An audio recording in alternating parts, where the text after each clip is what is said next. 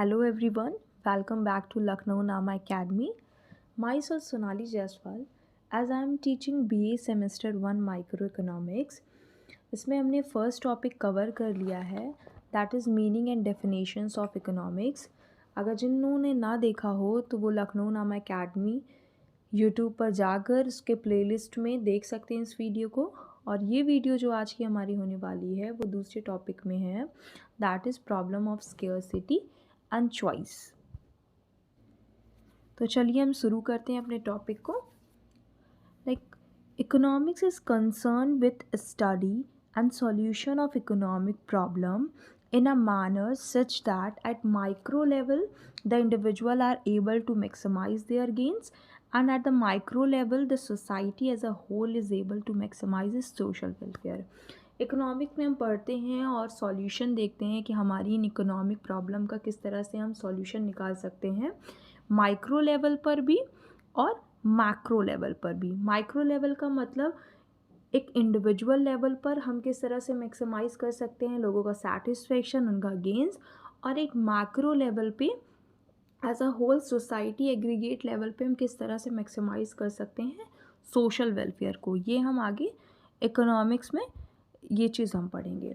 Then next is scarcity of resources. हमारे resources जो हैं स्केयर हैं. वो रिसोर्सेज स्केयर क्यों हैं? रिसोर्सेज स्केयर हैं क्योंकि उनकी अल्टरनेटिव यूजेस हैं एंड अल्टरनेटिव यूजेस हैं. इसी वजह से प्रॉब्लम कौन सी अराइज होती है हमारी?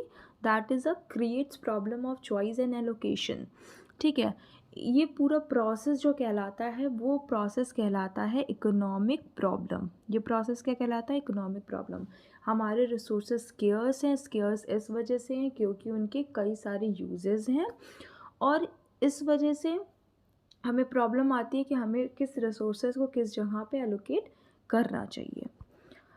अब हम एक्सप्लेनेशन पार्ट की तरफ आते हैं. Like human wants are unlimited and productive resources such as land and other natural resources, skilled labor, raw material, capital equipment with which to produce goods and services to satisfy those wants are scarce or limited. जो humans की wants है वो unlimited है. अगर एक पूरी होती है वॉन्ट तो दूसरी खुद ब खुद आ जाती है. ठीक है, आज हम सोच रहे हैं कि हमारे पास टू व्हीलर है. ठीक है, आज हमारे पास स्कूटी है. कल को अगर स्कूटी आज हमने ले आई तो अब हम सोचेंगे कि हमारे पास कार होनी चाहिए. ठीक है, तो इस तरीके से हमारी जो वांट्स है वो अपने आप अराइज होती रहती है. दैट इज़ इन्फिनाइट, वो अनलिमिटेड है. और प्रोडक्टिव रिसोर्सेज जो हैं जिनसे हम उन वांट्स को फुलफ़िल करेंगे वो क्या है? हमारे पास स्केयर हैं. Thus, goods and services which satisfy human wants are scarce because productive resources with which to produce goods and services are scarce. ठीक है, कि जो हमारे पास रिसोर्सेज हैं उन गुड्स एंड सर्विसेज को बनाने के लिए वो ही स्केयर हैं. That's the problem of scarcity of resources is faced not only by the individual but at a society as a whole. ये problem of scarcity of resources किसी एक इंसान के लिए नहीं है, ये पूरी सोसाइटी के लिए है. ठीक है, एक एग्रीगेट लेवल पे ये इकोनॉमिक प्रॉब्लम है कि हमारे रिसोर्सेज स्केर्स हैं. With wants being unlimited and resources square, we individually as well as collectively cannot satisfy all our wants. हमारे जब wants काफ़ी ज़्यादा हैं उनके कंपैरिजन में अगर हम देखें कि हमारी जो रिसोर्सेज है वो हमारे कम है. लाइक हम कह सकते हैं कि wants are greater than the resources. हमारी जो wants है वो हमारे ज़्यादा हैं. किससे? हमारे रिसोर्सेज से हमारी wants क्या है? वो ज़्यादा हैं. ठीक है, तो हम किस तरीके से उनको फुलफ़िल कर सकते हैं? हम उनको फुलफ़िल तो नहीं कर पाएंगे. ठीक है, this gives rise to the problem of how to use scarce resources to attain maximum possible satisfaction of the people. ये हमें क्या देता है? ये एक हमारी इकोनॉमिक प्रॉब्लम अराइज होती है कि किस तरीके से अब हम इस प्रॉब्लम को सॉल्व करें कि जिससे ज़्यादा से ज़्यादा सेटिस्फेक्शन लोगों को मिल सके. This is called the economic problem as it lies at the root of all the economic problem faced by society. ये एक बड़े लेवल पर सोसाइटी पूरी फेस कर रही है इस इकोनॉमिक प्रॉब्लम को. The study of economics tell us how to use and allocate the scarce resources to achieve maximum possible satisfaction of people। हम इकोनॉमिक्स में पढ़ेंगे किस तरह से हमें रिसोर्सेज को यूज़ करना चाहिए जो स्केयर है, किस तरीके से एलोकेट करना चाहिए जिससे ज़्यादा से ज़्यादा सेटिस्फेक्शन हम अवेल कर सकें। लाइक हमारी वॉन्ट्स जो हैं वो हमारी अनलिमिटेड हैं गुड्स एंड सर्विसेज की, और उनके रिलेशन में जो हमारे रिसोर्सेज है वो हमारे स्केयर है, that is limited possibility of producing goods and services. जब हमारे पास रॉ मटेरियल इनपुट्स उतने हैं ही नहीं प्रोडक्शन करने के लिए, तो हम एक लिमिट तक ही गुड्स एंड सर्विसेज को प्रोवाइड करा सकते हैं लोगों तक, ठीक है। जिसकी वजह से एक चॉइस की प्रॉब्लम अराइज होती है, किस तरह से हम एलोकेट करें अपने रिसोर्सेज को among the different goods and services जिससे कि ज़्यादा से ज़्यादा मैक्सिमम से मैक्सिमम हमें सेटिस्फेक्शन अचीव हो सके, ठीक है।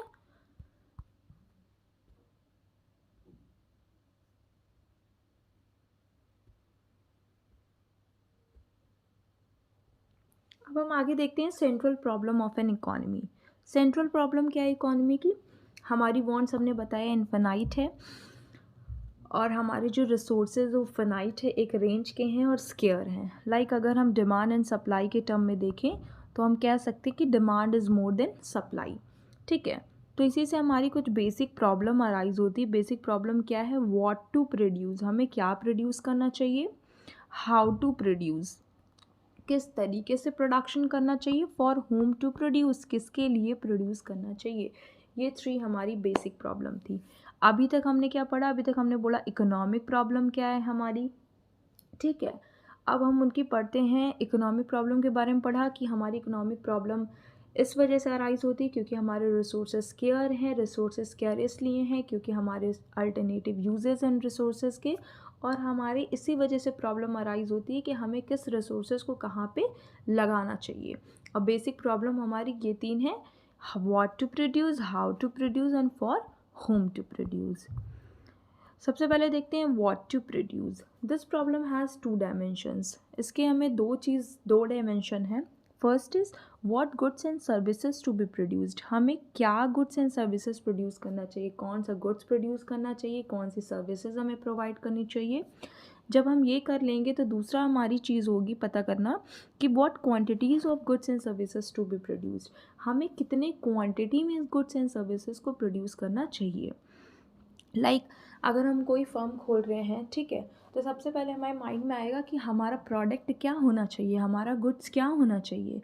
और जब हमने ये डिसाइड कर लिया कि हमारा प्रोडक्ट ये होना चाहिए पर्टिकुलर, तो हम देखेंगे हमारा एंड यूज़र कौन है, इसको यूज़ कौन करेगा, उसी की क्वांटिटी के हिसाब से हम अपना प्रोडक्शन करेंगे। तो ये 2 चीज़ जानना ज़रूरी है। ये क्वेश्चनेबल है व्हाट टू प्रोड्यूस में कि हम कौन सा गुड्स एंड सर्विसेज प्रोड्यूस करेंगे और कितनी क्वांटिटी में प्रोड्यूस करेंगे।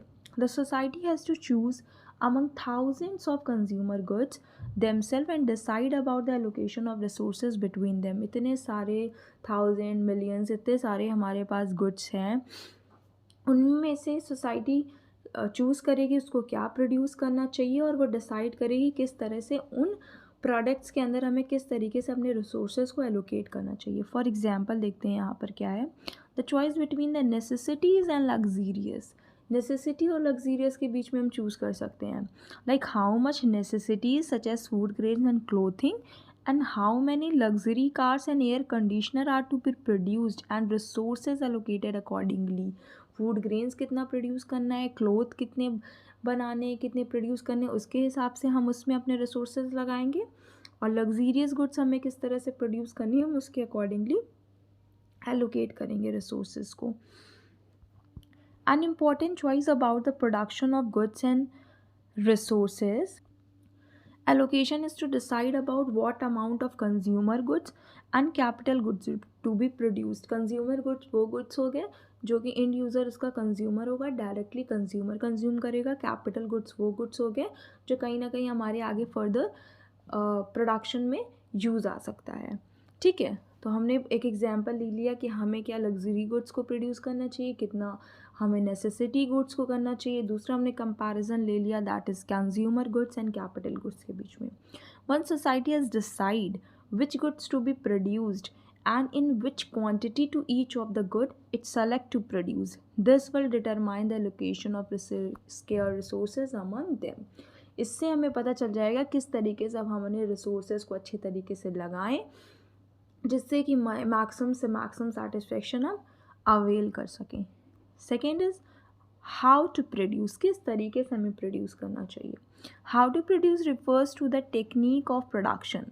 हमारी टेक्निक क्या होगी प्रोडक्शन करने की. The problem of choice emerge because there are various alternative techniques of producing a commodity and the society has to choose among them. Problem of choice इस वजह से आई क्योंकि हमारे पास कई तरीके की टेक्निक हैं प्रोडक्शन करने के लिए, गुड्स को बनाने के लिए. सोसाइटी को अब उसमें से भी चूज़ करना है. Like there are two techniques of production. One is capital incentive techniques and other one is capital incentive techniques. Labor incentive techniques imply greater use of labor than capital, while capital incentive techniques implies greater use of capital than labor. Capital incentive techniques, labor incentive techniques का मतलब ये नहीं है कि हम केवल labour को use कर रहे हैं. यहाँ पे ये मतलब है कि हम लेबर को ज़्यादा यूज़ कर रहे हैं एज़ कंपेयर टू कैपिटल. तो आप ये बिल्कुल भी मत समझिए कि लेबर इंसेंटिव टेक्निक का मतलब कि हम लेबर को ही यूज़ कर रहे हैं. यहाँ पे लेबर का रेशियो ज़्यादा होगा इन रिलेशन टू कैपिटल. और कैपिटल इंसेंटिव टेक्निक का मतलब ये नहीं है कि हम केवल कैपिटल को ही यूज़ कर रहे हैं. यहाँ पे कैपिटल का रेशियो ज़्यादा होगा in comparison to labour. Then capital incentive techniques promote efficiency. Labor incentive techniques is less expensive, come expensive होती है. लाइक अगर पर्टिकुलरली लाइक इंडिया की हम बात करते हैं तो एक अबेंडेड ह्यूज मार्जिन में हमारे पास लेबर है इन रिलेशन टू कैपिटल. तो इंडिया में बहुत चीप लेबर मिल जाते हैं. The choice between the labor incentive and the capital incentive techniques becomes a problem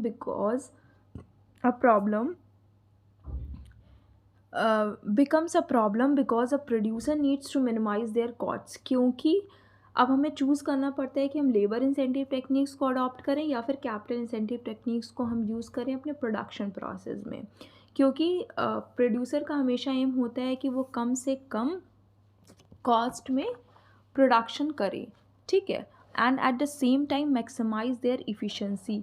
और इफ़िशेंसी को वो क्या करे, बढ़ाए. Like efficiency means you can achieve your result by putting the resources you have in the best way possible. ठीक है, तो producer का हमेशा एम होता है कि वो उस टेक्निक को यूज़ करे जिससे उसकी कॉस्ट कम से कम आए और इफ़िशेंटली वो प्रोडक्शन कर सके.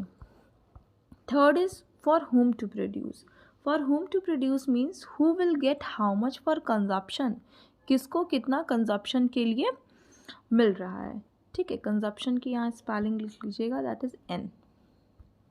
ठीक है, it means how the national product is to be distributed among the member of the society. National income किस तरह से हम डिस्ट्रीब्यूट कर रहे हैं सोसाइटी में. Who will get how much, किसको कितना मिलेगा. It has two aspect, it also has a two aspect. First is factoral distribution of income and second is interpersonal distribution of income. Factoral distribution of income का मतलब क्या है. It refers to the distribution of income by different groups of individual in a society. कि जो society में एक अलग अलग लोग हैं उनको उनके बीच में हम किस तरह से इनकम को डिस्ट्रीब्यूट कर रहे हैं. और अगर हम बात करते हैं फैक्टरल डिस्ट्रीब्यूशन ऑफ ये देखिए, इंटरपर्सनल डिस्ट्रीब्यूशन ऑफ इनकम का मतलब ये हुआ कि हम सोसाइटी में ग्रुप ऑफ इंडिविजुअल के बीच में किस तरह से हम डिस्ट्रीब्यूट कर रहे हैं इनकम को. और फैक्टरल डिस्ट्रीब्यूशन ऑफ इनकम का मतलब ये हुआ कि किस तरह से हम डिस्ट्रीब्यूट कर रहे हैं इनकम को among the different factor of production. यहाँ पढ़ते हैं हम क्या लिखा हुआ है. Factoral distribution of income relates to income share of different factor of production. Like labours को कितनी हमें वेजेस देनी चाहिए, कैपिटल को कितना इंटरेस्ट होना चाहिए एंड लैंड पे कितना रेंट होना चाहिए. Interpersonal distribution refers to income share of individual and household in the society. कि हम सोसाइटी के बीच में कितना हम डिस्ट्रीब्यूट करें इनकम को.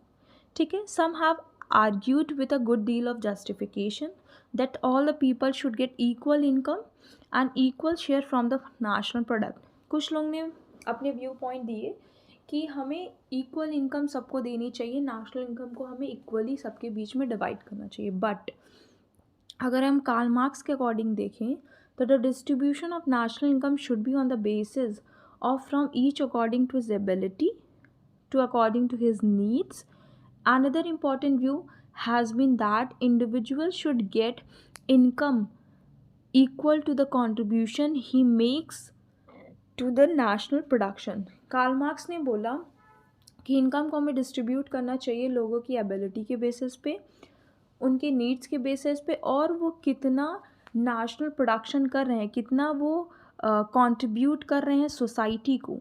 ठीक है, हमें उसके बेसिस पे इनकम को डिस्ट्रीब्यूट करना चाहिए बाकी लोगों ने।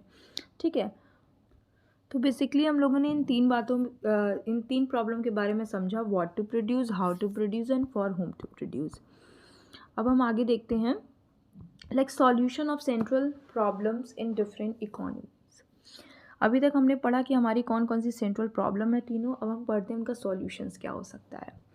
Like different economies solve the central problem differently. अलग अलग इकोनॉमीज़ हैं, like market economy, centrally planned economy and mixed economy. ये तीनों इकोनॉमी जो हैं अलग अलग तरीके से इन प्रॉब्लम को सॉल्व करती हैं।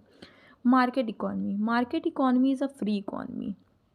It means that producer are free to decide what, how and for whom to produce. Market economy एक फ्री इकोनॉमी है जहाँ पे प्रोड्यूसर फ्री है कि उसको क्या प्रोडक्शन करना चाहिए, किसके लिए करना चाहिए और कितना करना चाहिए। On the basis of on what basis do they take the decision, किसके बेसिस पे वो उनको अपना डिसीज़न लेते हैं। वो डिसीज़न वो अपना किसके बेसिस पे लेते हैं, डिमांड एंड सप्लाई के बेसिस पे लेते हैं। ठीक है, मार्केट फोर्सेस के बेसिस पे लेते हैं कि कितनी डिमांड है। अगर डिमांड ज़्यादा होगी तो प्रोड्यूसर हमेशा क्या करेगा, ज़्यादा से ज़्यादा प्रोडक्शन करेगा। ठीक है, तो डिमांड एंड सप्लाई के बेसिस पे फ्री इकोनॉमी में प्रोड्यूसर जो है वो डिसीज़न लेता है, इसमें किसी भी गवर्नमेंट का इंटरवेंशन नहीं होता है। Like what to produce, the producer will produce those goods which are more in demand and less in supply। जो ज़्यादा डिमांड में होगा और सप्लाई में कम हो, जाहिर सी बात है प्रोड्यूसर वही प्रोड्यूस करेगा। Because such goods offer high price and high profit to the consumer, high profit to the producer. और प्रोड्यूसर का अल्टीमेट मेन एम क्या होता है, प्रॉफिट को ज़्यादा से ज़्यादा मैक्सिमाइज़ करना। How to produce, the producer will use those inputs, वो उन इनपुट्स को यूज़ करेगा which keep their cost of production as low as possible, जितना कम से कम कॉस्ट ऑफ प्रोडक्शन उसका लगे, so that their profit are maximised. For whom to produce, in a free economy the producer will produce goods for those people who can afford to pay high, जो ज़्यादा पे करें उनके लिए वो produce करेगा। poorer section of the society are often being ignored, it causes the problem of economic divide। ठीक है, प्रोड्यूसर हमेशा चाहता है कि हाई क्लास के लिए वो प्रोड्यूस करे ताकि उसको ज़्यादा से ज़्यादा प्रॉफिट हो, और यहाँ पे पूरे सेक्शन को इग्नोर कर देता है। Like central planned economy. In central planned economy, decisions relating to what, how, for whom to produce are taken by some central authority।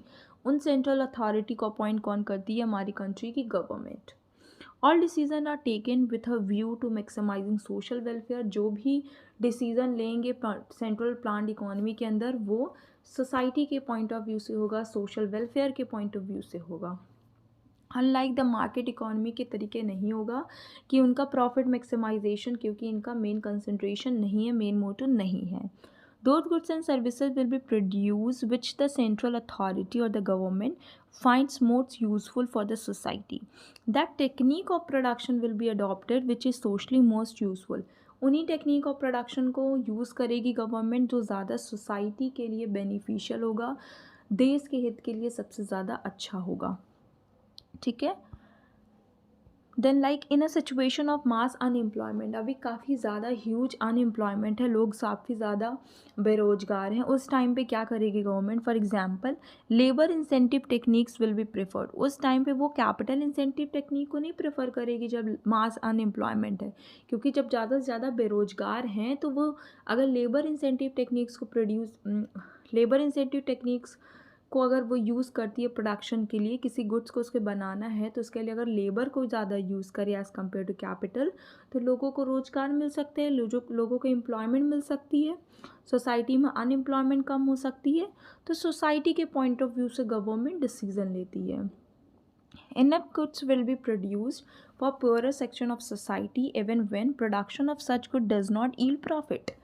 Poorer अगर हमें प्रॉफिट नहीं भी मिल रहा है उन गुड्स से, तो भी सोशल वेलफेयर के पॉइंट ऑफ व्यू से ही गवर्नमेंट डिसीजन लेगी। Social justice is accorded higher priority than the profit maximisation.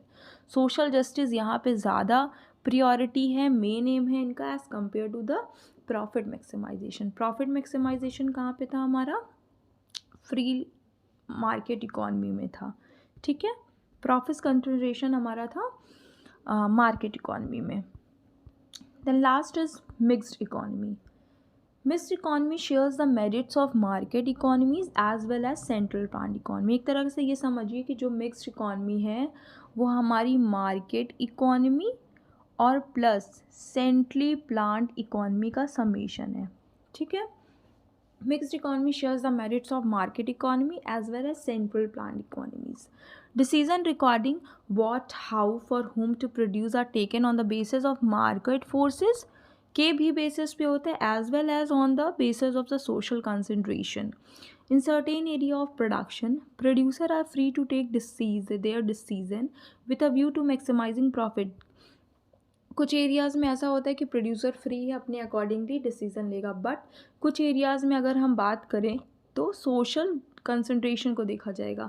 Government देखेगी, सेंट्रल अथॉरिटीज़ देखेगी, सोसाइटी के पॉइंट ऑफ व्यू से। For example, in India producer are free to produce cloth and steel to maximise their profit. India में cloth और steel जो है, आप अपने प्रॉफिट के कंसंट्रेशन से प्रॉफिट को ज़्यादा से ज़्यादा अर्न करने के लिए आप प्रोड्यूस कर सकते हो। बट अगर हम इंडिया में उसी जगह रेलवेज़ की बात करें तो रेलवे की क्या है? मोनोपोली है गवर्नमेंट के लिए, ताकि जो पुअरर सेक्शन ऑफ सोसाइटी है उनको हम ट्रांसपोर्टेशन फैसिलिटीज़ नॉमिनल से नॉमिनल रेट में उनको हम प्रोवाइड कर सकें।